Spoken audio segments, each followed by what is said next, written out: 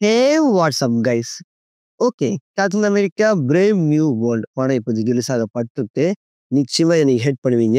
இந்த படம் உண்மையிலே நல்லா இருந்த ரீசென்ட் மூவி. ஏன் நெறைய பேருக்கு இந்த படம் புடிக்கலன்னு சத்தியமா எனக்கு புரியல. எல்லாருமே பெரிய பெரிய cameos, multiverse movie எதிர்பார்க்குறீங்களோ?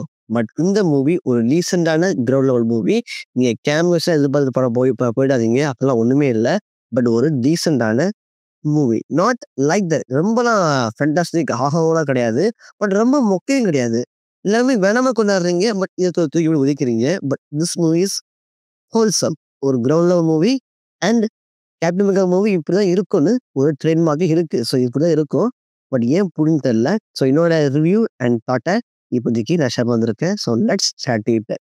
Positive VFX, SFX எல்லாமே இந்த படத்துல ஆசம்ங்க. உண்மையிலே எல்லாமே பக்காவா பண்ணியிருக்காங்க. நீங்க எந்த இடத்துலயுமே இங்க விஎஃப்எக்ஸ் பிசுறா இருக்குன்னு நீங்க சொல்லவே மாட்டீங்க. ஸோ எல்லா இடத்துலயுமே அது பக்காவா குடுக்கப்பட்டிருக்கு. அண்ட் நம்ம சாம் அண்ட் நியூ ஃபால்கன் 2 பேரோட கெமிஸ்ட்ரி நம்ம கேப் அண்ட் நம்ம சாம் பார்க்குறவே இருக்கும். உண்மையிலேயே செம்மையா இருந்துச்சு. ஒரு ஆசமா இருந்துச்சு. நீங்க இதுல ஃபால்கன் அண்ட் த வின்டர் சோல்ஜர்லயே பார்த்திருப்பீங்க இவங்களோட காம்போவ. பட் இந்த காம்போ இங்க அதிகமா காமிக்கப்பட்டிருக்கு. ஸோ உண்மையிலே அதெல்லாம் ரொம்ப ரொம்ப ஜாலியா இருந்துச்சு. ஒரு திரும்பியும் ஒரு நல்ல மூவி பார்க்குற, நல்ல கேப்டன் அமெரிக்கா மூவி பார்க்குற ஒரு தாட் நிச்சயம் இந்த படத்துல வந்துச்சு. நிச்சயமா என்ஜாய் பண்ணுவீங்க. அண்ட் இந்த இந்த படம் வந்து ஒரு ஒரு இன்வெஸ்டிகேஷன் போகும்.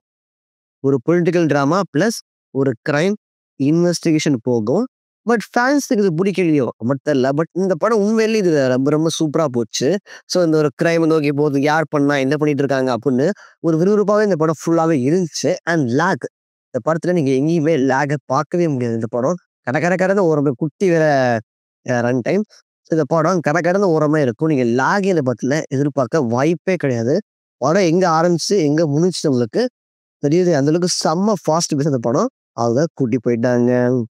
அண்ட் நெறைய பேருக்கு என்னடா வில்லன் அப்படின்னு நீங்க யோசிச்சிருப்பீங்க. ஆக்சுவலி இந்த படத்துல இந்த வில்லன் மொக்க தான். அவர மொக்கையா காமிச்சிருப்பாங்க. பட் அவர் பண்ற ஒவ்வொரு விஷயமுமே பயங்கரமா காமிக்கப்பட்டிருக்கும். He is capable of starting a new war. World war 3 அவரால உருவாக்குற அளவுக்கு ஒரு பவர்ஃபுல்லான கேரக்டர். மொத்த மிலிட்டரியமே கண்ட்ரோல்ல ஈஸியா கொண்டு வராரு. ஸோ அவ்வளோ புஷ்பா இருக்கிற கேரக்டர் காமிச்சிருக்காங்க. பட் அவர் ஈஸியா வந்து சரண்டர் ஆயிடுவாரு. ஆக்சுவலி அந்த கேரக்டர் அவங்க மிஸ்டீரியஸா காமிக்க பார்த்துருக்காங்க. அதனால ஒர்க் அவுட் ஆயிருக்கு. நெறைய பேருக்கு இந்த வில்லன புடிக்கல. ஆக்சுவலி லீட்ல வந்து அவ்வளோ பவர்ஃபுல்லான ஒரு வில்லன் கிடையாது. அதாவது சண்டை போடுறவருக்கு தூக்கி போட்டு மிதிக்கிற அளவுக்கு அவர் கிடையாது. பட் அவர் இஸ் அ ட்ரிகர் பாயிண்ட். இந்த மூவில அவர் ஒரு முக்கியமான பங்கு வகிக்கிறாரு. ஸோ மத்த வில்லன்ஸ் மாரி இல்ல. மூவிக்கோ, இந்த படத்துக்கோ சம்மந்தமே இல்லாமலாம் வில்லன்ஸ் கிடையாது. பட் இந்த மூவிக்கு அவர் ரொம்ப ரொம்ப முக்கியமா இருக்காரு. ஸோ அவர் முக்கியம் இருந்தாலுமே, அவர் பண்ற விஷயம் மூவி அவர் அவர் இல்லாத இந்த படமே ஓடியிருக்காது. So is a trigger point.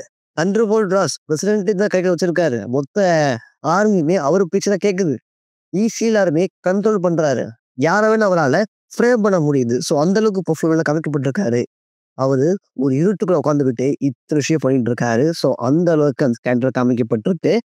So that is character development right. Malaysia அமைக்கப்பட்டிருக்கும். ஸோ இருட்டுக்குள்ள இருந்து அவங்களால என்ன வேணா பண்ண முடியும் அப்படின்னு காமிக்கப்பட்டிருக்கு. ஸோ இதுதான் ஒரு நல்ல வில்லுவத்து ரைட்டிங். பட் யாருக்குமே இது புரியல. இது காமிக் நாலேட்ஜ் இல்ல ஏன்னு தெரியல. பட் இந்த வில்லன யாருக்குமே புடிக்கல. பட் எனக்கு புடிச்சிருந்துச்சு. நான் ரொம்ப ரொம்ப என்ஜாய் பண்ணேன். வில்லனா இப்படித்தாங்க இருக்கணும். அப்படிதாங்க பண்றது. It's a trigger point. எவ்வளோ பிரசிடென்ட் ராஸ்லயும் ட்ரிகர் பண்றாரு. ஸோ அந்த அளவுக்கு அவர் பேச்சு அந்த எல்லாமே செமையா காமிக்கப்பட்டிருந்துச்சு. பட் ஃபேன்ஸுக்கு புடிக்கல. பட் ஏன்னு தெரியல. ஆக்சுவலி இந்த படத்துல நம்ம சாம் ஜெயிக்கல. ஜெயிச்சது அவர் லீடர் தான். எப்படி தெரியுமா? ஆக்சுவலி லீடரோட தாட்டே ராஸ வந்து பேர கெடுக்கணும் தான். அத அவரு பண்ணிட்டாரு. பேர கெடுத்து அவரோட வேலையும் போய் ஜெயில்ல போயிட்டாரு நம்ம தண்டர்போல்ட் ராஸ். ஸோ டெக்னிக்கலி நம்ம வில்லன் லீடர் தான் இந்த படத்துல வின் பண்ணது. உண்மையிலே. ஸோ அந்த கேரக்டர் மிஸ்டீரியஸா அண்ட் மெனசிங் காமிக்கப்பட்டிருந்துச்சு. பட் பார்க்க ஆளு முக்கியம் இருக்கான் அப்படின்னு இருந்தாலுமே, பட் அவர் பண்ற ஒவ்வொரு விஷயமே is a mastermind of all this. நிச்சயமா எனக்கு இந்த கருத்து புடிச்சிருந்துச்சு. பட் உங்களுக்கு பிடிக்கவே தெரியல. எனக்கு புடிச்சிருந்துச்சு கைஸ். அண்ட் இது வின்டர் அளவுக்கு பெரிய மூவியா ப்ரோ அப்படின்னு கேட்டா அப்படிலாம் இல்ல. Not like that. அந்த மாதிரிலாம் ரொம்ப இல்ல. பட் அத விட ஒரு மிட் ஆவரேஜ். ஒரு மிட் அழகான ஆவரேஜான மூவி. நிச்சயமா நீங்க செம்மையா என்ஜாய் பண்ணுவீங்க. அண்ட் நம்ம சாம் ஆஸ் அ கேப்டன் அமெரிக்கா பிச்சிட்டா. உண்மையிலே நம்ம ஸ்டீவன்ஸ்க்கு அப்புறம் இவர் தான் கேப்டன் அமெரிக்கா ஒத்துக்கிற வகையில எல்லாமே இருந்துச்சு.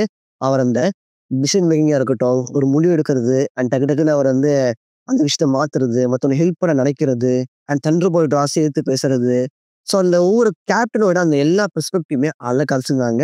நிச்சயமா ஸ்டீவ்க்கு அப்புறம் ஒரு பக்காவான கேப்டன் அப்படின்னு அத காமிக்கிற வைக்கிற பாட்டுல எக்கச்சக்கமான ஷாட்ஸ் காமிக்கப்பட்டிருந்துச்சு. So is a capable that position as a Captain America. நிச்சயமா அதெல்லாம் உண்மையிலேயே செம்மையா இருந்துச்சு. அந்த பாட்டுல ஒரு நம்ம சாமுக்கு ஒரு டவுன்ஃபால் வரும். அப்ப நம்ம பக்கி ஹெல்ப் பண்ணுவாரு. அதான் உண்மையிலே ஹோல்ஸ் மொமெண்ட்டா இருந்துச்சு. பக்கி வந்து ஒரு கேமியோ தான். பட் ஹாஃப் ஹவர் வந்து சண்டை போடுறதோ, குறுக்க வந்து சும்மா ஃபேஸ காமிச்சிட்ட போது இல்லாம, நம்ம சாமோட டவுன்ஃபால அவர் வந்து சரி பண்ணுவாரு. அவரோட அந்த எக்ஸ்பீரியன்ஸ சொல்லி அத சரி பண்ணுவாரு. ஸோ அதெல்லாம் உண்மையிலேயே ஆசமா இருந்துச்சு. இப்படிதான் கேமியோ இருக்கணும். கேமியோனா ஒரு மூவிக்கு ஒரு வேல்யூ பாயிண்ட்டா இருக்கணும். ஸோ நம்ம பக்கி நம்ம சாமுக்கு ஒரு எமோஷனல் சப்போர்ட்டா இருந்ததுன்னா, உண்மையிலேயே ரொம்ப ரொம்ப ஹோல்சம் மொமெண்ட்டா இருந்துச்சு. அண்ட் லாஸ்ட் 10 நிமிட்ஸ் உண்மையிலேயே பேங்கர். இந்த படம் உண்மையிலேயே செம்மையா இருந்துச்சு. நம்ம ஹல்க் வெர்சஸ் நம்ம கேப்டன் அமெரிக்கா உண்மையிலே ஃபைட்ல பெஸ்ட்டா பண்ணியிருந்தாங்க. ஓகே சில பல ப்ளாட்ஸ் இருந்தாலுமே, பட் இந்த ஃபைட் உண்மையிலேயே ஆசம், ஆசம், ஆசம். நிச்சயமா லாஸ்ட் 10 மினிட்ஸ் நீங்க ரொம்ப ரொம்ப என்ஜாய் பண்ணுவீங்க. ஸோ அப்ப நம்ம இன்ன பக்கம் போயிடுவோம். இந்த மூவில கர்பன் சொசைட்டி அப்படின்னு ஒரு கேரக்டர் இருப்பாய்ங்க. அவங்க எதுக்கு வந்தாய்ங்க, எதுக்கு போனாய்ங்கன்னு சம்மந்தமே இல்ல. கொஞ்சம் அந்த கேரக்டர்ஸ மொக்கையா பண்ணிட்டாங்களோ! பெருசா அவங்களுக்கு டெப்த்தே இல்ல இந்த படத்துல. அது இல்லாட்டி இந்த படம் ஒரே மாரி தான் போயிருக்கும்னு நெனைக்கிறேன். சும்மா கடத்துறாய்ங்க அவ்வளோதான். அந்த வில்லன், அந்த மிகப்பெரிய வில்லனா என்ட்ரி காமிச்சிருப்பாங்க. அவரும் ஒண்ணுமே பண்ணலங்க. சும்மா தான் இருக்காரு. இந்த சர்பன் சொசைட்டிய கொஞ்சம் மொக்கையா காமிச்சுட்டாங்க. இன்னும் கொஞ்சம் நல்லா காமிச்சிருக்கலாம். டெப்த்தா காமிச்சிருக்கலாம். அண்ட் அடமான்டியம். கொய்யால அடமான்டியம வச்சு அந்த படம் ஃபுல்லா போகும்னு நான் நெனச்சேன். அப்படிதான் தெளிவா காமிக்கப்பட்டு இருந்துச்சு. பட் அப்படி கிடையாது. அடமான்ங்கிற படத்துக்கு சம்மந்தமே இல்லாத படம் போயிட்டு இருக்கு. பொலிட்டிக்கல் டிராமாக்கு மட்டும் தான் அது அடமான்டியம் யூஸ் ஆகுது. பட் பெருசா ஸ்டோரிக்கு அடமான்டியம் யூஸே ஆகல. நான் வந்து அடமான்டியம் வச்சா ஸ்டோரி போகும் அப்படின்னு நெனச்சேன். பட் இல்லவே இல்ல.